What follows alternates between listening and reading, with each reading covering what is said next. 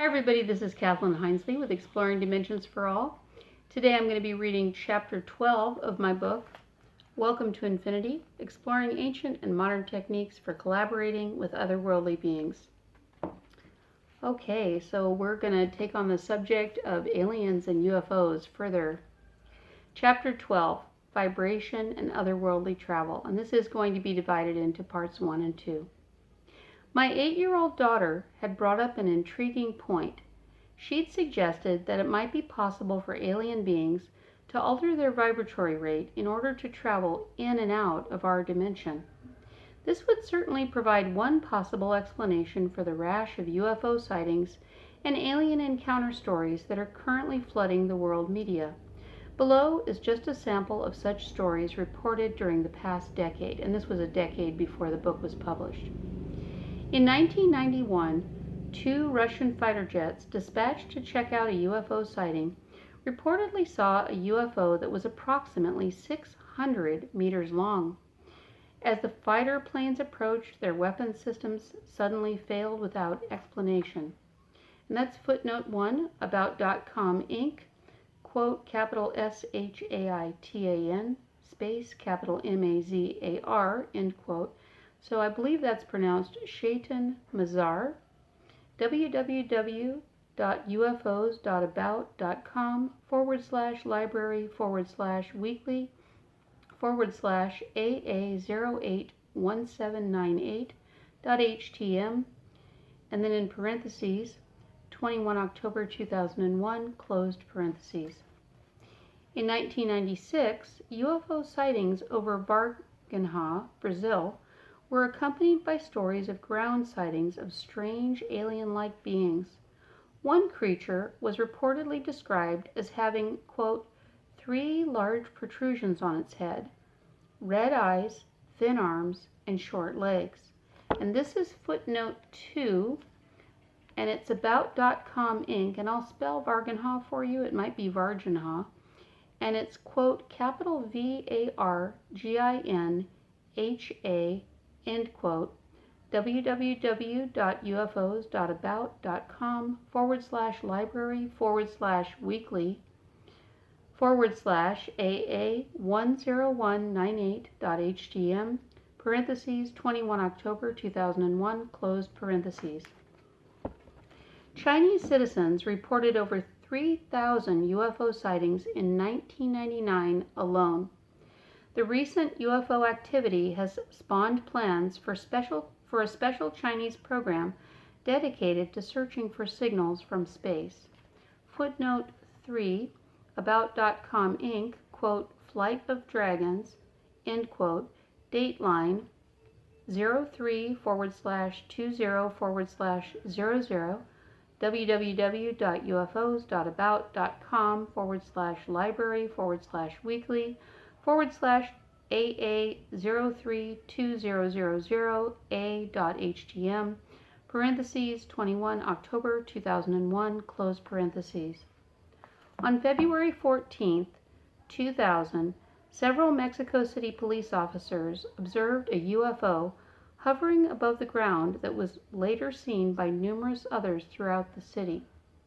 And that one is footnote 4, Joseph Trainer, ED, quote, police mobilized as UFO hovers over Mexico City, end quote, UFO roundup, and that is in all caps, 5:8, parentheses 24 February 2000, end parentheses, available from UFO Resource Center at www.angelfire.com/ZINE/page61.html-7K, parentheses 21 October 2001, closed parentheses. Sightings of strange objects in the sky and stories of encounters with alien beings have been reported throughout recorded history. Many scholars point to passages in the Bible which they believe refer to alien spacecraft and/or contact with alien beings. In Chariots of the Gods, Eric von Daniken convincingly argues that a vision reported by the biblical prophet Ezekiel has all the makings of a UFO sighting. Von Daniken explains, quote, Ezekiel gives precise details of the landing of this vehicle. He describes a craft that comes from the north, emitting rays and gleaming and raising a giant cloud of dust, end quote. And that's footnote 5, Eric von Daniken, Chariots of the Gods, translated by Michael Heron, First American Edition, New York, G. P. Putnam Sons, 1970, page 55. In his book, The Ancient Visitors, Daniel Cohen explains that a passage of Genesis, which includes the words, quote, the sons of gods saw the daughters of men were beautiful, so they took them for them. Sorry, I've got to restart this. So this is, quote, the sons of gods saw the daughters of men were beautiful, so they took for themselves such women as they chose, end quote. Footnote 6 has been cited as evidence of interbreeding among aliens and humans. And footnote 6 is Daniel Cohen, The Ancient Visitors, Garden City Doubleday and Company, 1976, page 103.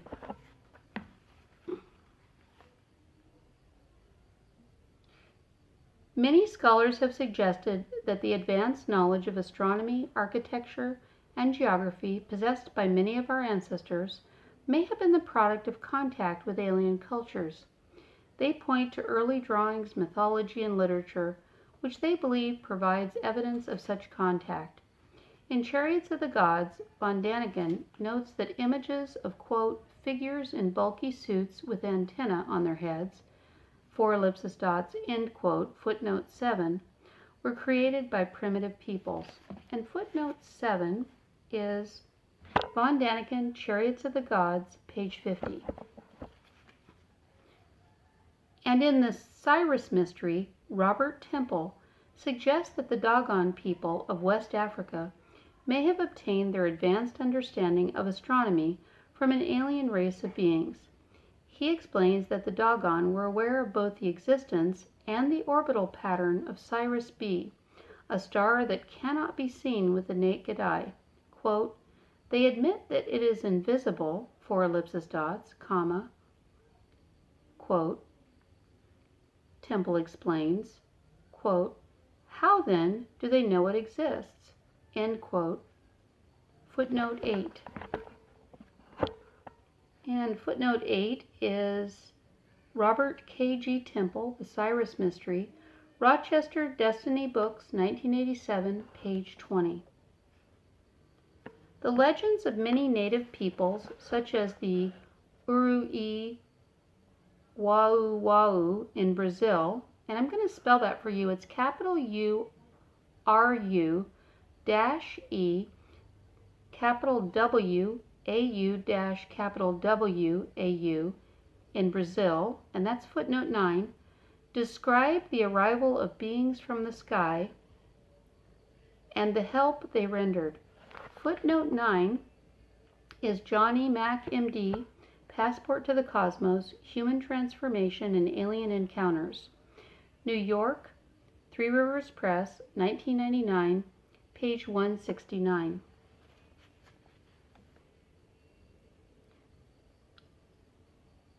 The ancient Egyptians believed that gods walked the earth in a past time. Footnote 10, Andrew Thomas, On the Shores of Endless Worlds, The Search for Cosmic Life, London Souvenir Press, Ltd., 1974, page 124. Richard Thompson, in his book Alien Identities, points out that ancient Indian Vedic scriptures, such as the Mahabharata Bhagavad, let me do this again, such as the Mahabharata Bhagavata Purana and Ramayana, are filled with references to flying vehicles. These scriptures, which are thought to contain information drawn from sources created as long ago as 5,000 years, speak of a time in remote history when humans and non-human entities collaborated on a regular basis and sometimes interbred. And this is footnote 11, Richard Thompson, Alien Identities, Revised 2nd Edition, Alachua, and that's capital ALACHUA, Govard Han Hill Publishing, 1995, pages 201 to 210. In spite of historical evidence pointing to the existence of alien beings and the continued reports of both UFO and alien sightings, many in the scientific community are inclined to explain away reported experiences by attributing them to daydreams, visions, and false memories generated by therapeutic techniques such as hypnosis. Sightings of UFOs have variously been attributed to unique weather conditions, unusual man-made objects, and even top-secret military vehicles. Those who believe in the validity of UFO and alien abduction reports frequently claim that alien activities are known to government authorities and charge that information on the subject is deliberately being kept from the public. Skeptics, however, have good reason for their protests. Many esteemed scientists, relying on our current concepts of mechanics, distance, and speed, explain that visitors from other planets would face astronomical odds against a successful journey to Earth. In UFOs Explained, Philip Klass, spelled with a K, points out that, quote, Venus and Mars, the only two planets in our solar system whose distance from the Sun might permit the existence of intelligent life, are really much too hostile to support intelligent life forms. End quote, footnote 12. And that is Philip J. Klass, UFOs Explained, New York, Random House, Inc., 1974, page 358. He further explains that, quote, the next closest source, the star Alpha Centauri, is more than 26 trillion miles away, end quote. Footnote 13, IBID. And it would take nearly 100 years, traveling at a speed of, quote, 67 million miles per hour, comma, 3 ellipsis dots, end quote, footnote 14, to travel from there to Earth and return. So footnote 14 is IBID page 359. Although skeptics have come up with plausible theories to discredit UFO reports, physical evidence of alien contact is more difficult to explain without at least entertaining the notion that we are being visited by otherworldly beings, however and from wherever they come. Take, for example, the strange crop designs that have appeared around the world in recent years without explanation. Circles and other shapes have seemingly appeared in farm fields overnight and have sometimes been accompanied by UFO sightings in the area. These designs appear to be made by bending crops at an angle, and some of the designs have been extremely large in scale. A crop design found in 1990 measured 400 feet in length. Footnote 15, Linda Moulton Howe, Glimpses of Other Realities, Volume 1, Facts and Eyewitnesses, Huntington Valley, LMH Productions, 1993, page 11.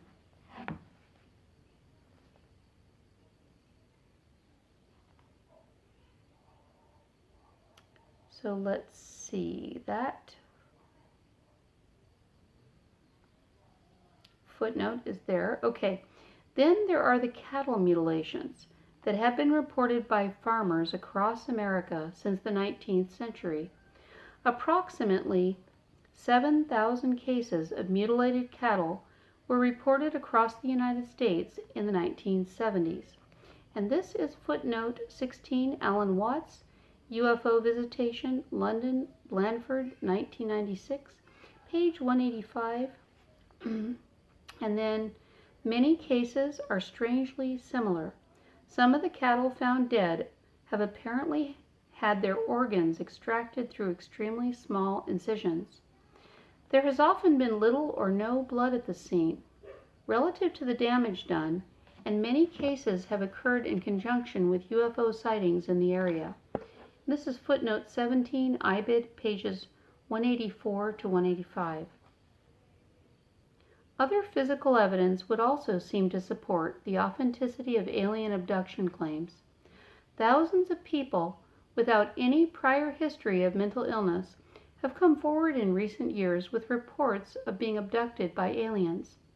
Abductees from diverse backgrounds have reported seeing aliens with similar physical characteristics, psychic capabilities, and technologies.